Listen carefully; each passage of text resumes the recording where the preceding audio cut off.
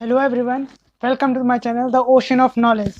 This is Rohit and today we are going to discuss comprehensive question answers and other exercises of chapter 3, The Right Choice. So let's begin.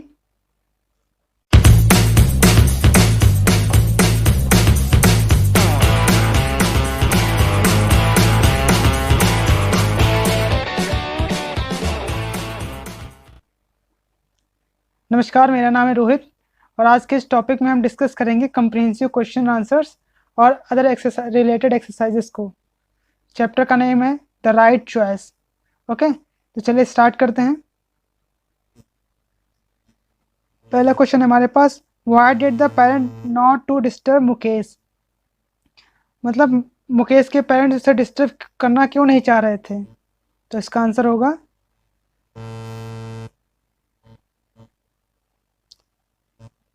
His parents did not want to disturb Mukesh as he was preparing for board exams. क्योंकि उनके parent Mukesh को disturb नहीं करना चाह रहे थे क्योंकि Mukesh board exam के प्रिपरेशन कर रहा था।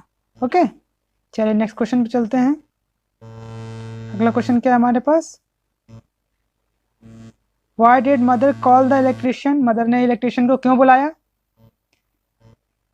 तो इसका आंसर होगा The mother called the electrician because the table lamp in Mukesh's rooms was not working and he needed it. मतलब मदर ने इलेक्ट्रिशियन को इसलिए बुलाया क्योंकि मुकेश के रूम की जो टेबल लैम्प थी खराब हो गई थी, काम नहीं कर रही थी, is not working and he needed, और उसे उसकी जरूरत थी। क्लियर? चलिए अगले क्वेश्चन पे चलते हैं। नेक्स्ट क्वेश्चन क्या है, question number C, what was Mukesh eager to do. Mukesh क्या करने के लिए उत्सुक था? ईगर का मतलब क्या था? उत्सुक। क्या करने के लिए उत्सुक था? Mukesh was eager to use his electrical tool kit. Mukesh अपने इलेक्ट्रिकल टूल किट को यूज करने के लिए बहुत ही उत्सुक हो रहा था। ओके, चलिए अगले पेज पे चलते हैं। चलिए question number D. Question number D क्या है हमारे पास, जरा देख लेते हैं। क्वेश्चन नंबर डी है हमारे पास, what type of course did Mukesh want to take up. Mukesh किस तरह का कोर्स करना चाहता था जो उसके हेल्प कर सके लर्न करने में? Mukesh wanted to join a course that can help him to take up his hobby as his profession. Mukesh एक ऐसा कोर्स करना चाहता था जो उसकी हॉबी को प्रोफेशन में बदल सके। Clear?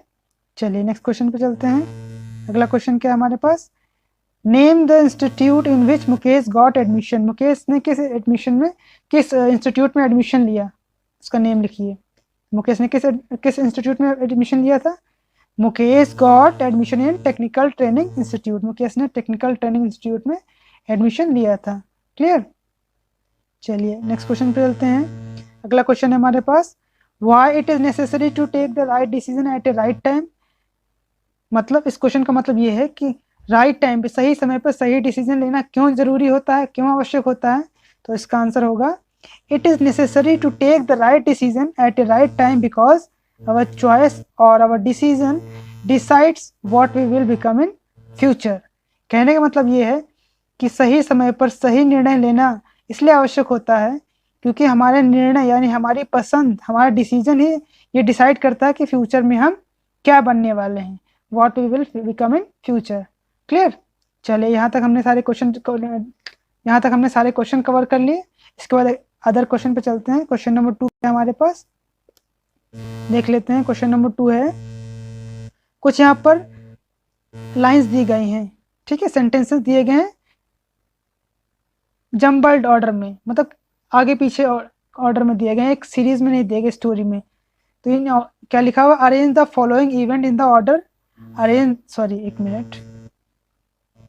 Arrange the following event in the order as they appear in the story. मतलब इन सेंटेंसेस को हमें स्टोरी में जो अरेंजिंग ऑर्डर है, जो स्टोरी में जो असेंडिंग ऑर्डर है, असेंडिंग ऑर्डर मतलब जिस तरह से कहानी कही गई है उस ऑर्डर में सेंटेंसेस को अरेंज करना है। ठीक है, मतलब जो बात पहले कही गई है उसको पहले अरेंज करना है, उसके बाद जो दूसरी बात कही गई है उसको अरेंज करना है। तो जैसा कि हम लोग ने स्टोरी पढ़ी थी तो उसी अकॉर्डिंग हम इसको डिस्कस करेंगे। चलिए एक मिनट, ज़रा हम जूम कर लेते हैं। पहला सेंटेंस क्या है, पहले सेंटेंस देख लेते हैं। सेंटेंस के हमारे पास, द इलेक्ट्रिशियन अराइव्स। इलेक्ट्रिशियन आया। दूसरा सेंटेंस क्या है? The table lamp stopped working, table lamp काम करना बंद कर दिया। फिर तीसरा सेंटेंस क्या है? मुकेश स्टॉप द क्लास, ये भी हमने पढ़ा था। Rakesh goes to call the electrician. Okay, Rakesh vacation begins and Mukesh repair the lamps. Okay, ये सेंटेंसेस हमारे पास है। चलिए अब देखते हैं इनका अरेंजमेंट क्या है। सही अरेंजमेंट इस तरह से है, इसको जरा हम जूम आउट कर लेते हैं ताकि आपको क्लियरली दिख पाए। ओके, तो सही अरेंजमेंट इस तरह से हमारे पास है। कहानी में कौन कौन सेंटेंस पहले आए थे वो हमारे पास ये सेंटेंसेस हैं। ठीक है, पहला सेंटेंस कौन सा होगा? ई। पहले राकेश वेकेशन बिगिंस, ऐसे की स्टोरी में हम लोगों ने पढ़ा था कि राकेश की छुट्टियां स्टार्ट हो गई थी। फिर उसके बाद कौन सी बात आई थी? जब टेबल लैम्प स्टॉप्ड वर्किंग, जब टेबल लैम्प ने काम करना बंद कर दिया था, टेबल लैम्प खराब हो गई थी मुकेश के रूम की। ठीक है, तीसरी बात क्या है? Rakesh goes to call the electrician, Rakesh जो इलेक्ट्रिशियन को बुलाने चला गया था। Mukesh repairs the lamp, Mukesh lamp को रिपेयर कर लेता है। एंड द इलेक्ट्रिशियन अराइव्स, उसके बाद इलेक्ट्रिशियन आता है। एंड लास्ट में बात क्या कही गई थी? Mukesh stop the class. Okay, तो इस तरह से हमें इन जम्बल्ड सेंटेंसेस को अरेंज करना है। ठीक है, क्लियर? समझ में आया आपको? चलिए अगले स्लाइड पे चलते हैं। अब यहाँ पे कुछ एक्सरसाइजेज हैं, हम देख लेते हैं क्या क्या है एक्सरसाइजेज में, कौन कौन से क्वेश्चंस कवर कर लेते हैं। पहला क्वेश्चन है unscramble the letter to form new word and use this word to form meaningful sentences. कहने का मतलब ये है कि हमें जम्बल्ड वर्ड दिया। अनस्क्रैम्बल्ड लेटर्स का मतलब होता है ऐसे वर्ड जिनमें लेटर आगे पीछे करके मिक्स करके दिए होते हैं, हमें उनको एक पर्टिकुलर मीनिंगफुल ऑर्डर में अरेंज करना होता है समझ करके। ठीक है, तो पहला सेंटेंस क्या है हमारे पास देख लेते हैं। पहला सेंटेंस है, पहला वर्ड है ये। ठीक है, इसको अरेंज करके क्या बनेगा इसका आंसर? वेकेशन, और इसको यूज भी करना है सेंटेंस में। ठीक है, तो यहाँ पर मैंने एक एग्जांपल दिया, इस तरह से आप अपने अकॉर्डिंग कोई भी सेंटेंस बना सकते हैं। सेंटेंस बनाने का मतलब ये होता है जो वर्ड हमें दिया गया है वो उस सेंटेंस में कहीं ना कहीं यूज होना चाहिए किसी भी तरह से। ठीक है, अगला वर्ड है क्या है हमारे पास? जैसे हमारे पास वेकेशन, वेकेशन मतलब होता है छुट्टियां या अवकाश। तो इसका मैंने एक सेंटेंस बनाया है जो कि आप देख सकते हैं। I will go to Nainital to celebrate my summer vacation, मतलब मैं नैनीताल जाऊंगा to celebrate my summer vacation, अपनी छुट्टियों की, अपने गर्मियों की छुट्टियां मनाने की, सेलिब्रेट करने के लिए मैं नैनीताल जाऊंगा। ठीक है, तो यहाँ पर देखिए वेकेशन वर्ड यूज हुआ है। तो इस तरह से हमें इन अनस्क्रैम्बल्ड वर्ड्स को क्या करना है? अरेंज करना है मीनिंगफुल वर्ड्स में, और फिर उसको सेंटेंस बनाना है। क्लियर? चलिए अगला देख लेते हैं क्या है। अगला वर्ड है हमारे पास क्यूरियसली। क्यूरियसली मतलब होता है, मैंने बताया था, आतुर होना या उत्सुक होना, जानने की इच्छा, जिज्ञासु होना। तो इसको कैसे बनाया जाएगा? He asked me curiously what is use of this object, उसने मुझसे बहुत ही आतुर होकर, बहुत ही जिज्ञासु होकर पूछा कि इस ऑब्जेक्ट का क्या यूज होता है। ठीक है, अगला वर्ड है स्टर्नली। ठीक है, स्टर्नली का मीनिंग क्या होता है?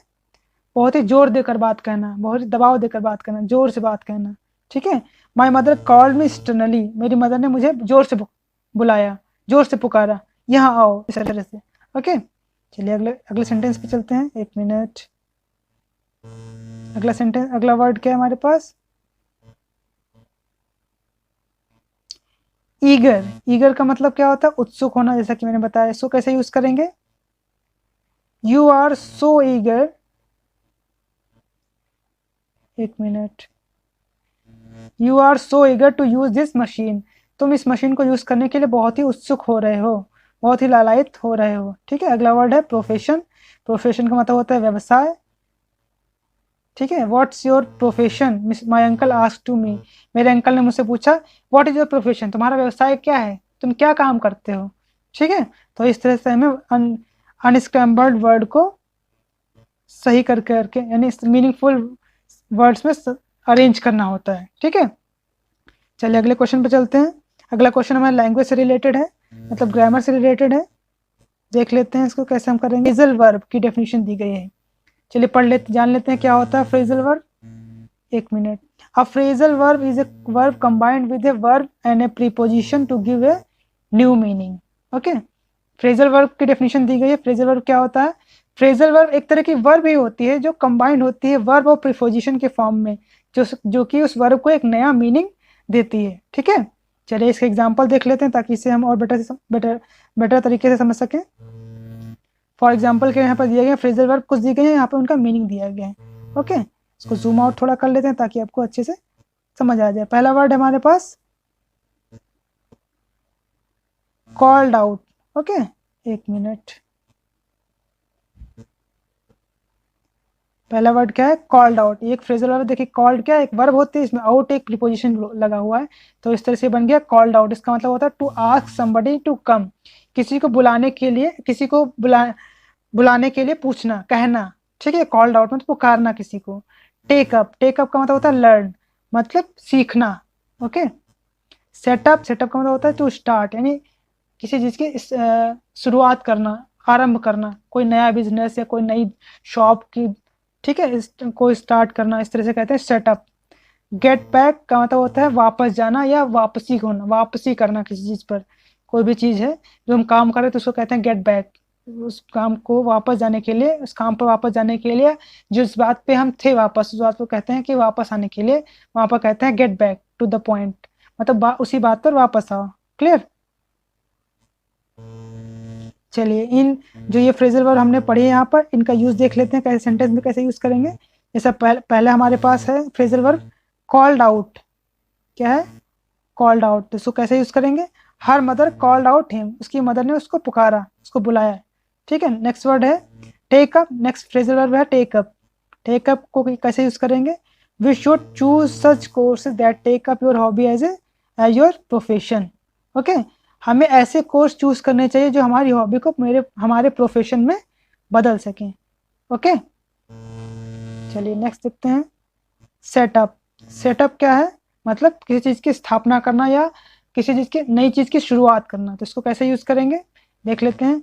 आई want to set up a new business, मैं एक नया बिजनेस स्टार्ट करना चाहता हूँ। Okay, last word is get back, मतलब किसी बात पर वापस आना या किसी चीज पर, काम पर वापस आना। His mother said get back to your studies Rohan, उसकी मदर ने कहा Rohan get back to your studies, मतलब अपनी पढ़ाई पर वापस जाओ, अपनी पढ़ाई करो, जाओ जाओ अपनी पढ़ाई पर, सॉरी जाओ अपनी पढ़ाई करो। Get back to your study मतलब जाओ और पढ़ाई करो। ठीक है, तो इस तरह से हमने कुछ एक्स्ट्रा फैक्ट्स भी देख लिए जो कि ग्रामर से रिलेटेड थे। फ्रेजल वर्ब एक बार फिर से रिवाइज कर देता हूँ। फ्रेजल वर्ब क्या होती है? फ्रेजल वर्ब एक तरह की वर्ब होती है जो वर्ब और प्रीपोजिशन को कंबाइन करके बनती हैं और एक नया मीनिंग देती हैं। ठीक है, जैसे कॉल्ड आउट हो गया, ठीक है, टेकअप हो गया, सेटअप हो गया, गेट बैक हो गया। इसी तरह से और भी फ्रेजल वर्ब होती हैं जो हम लोग हायर क्लासेस में स्टडी करेंगे। ठीक है, इस तरह से। तो अपना लेक्चर यहीं पे क्लोज करता हूँ। आगे के वीडियो में, नेक्स्ट वीडियो में हम नया चैप्टर कवर करेंगे।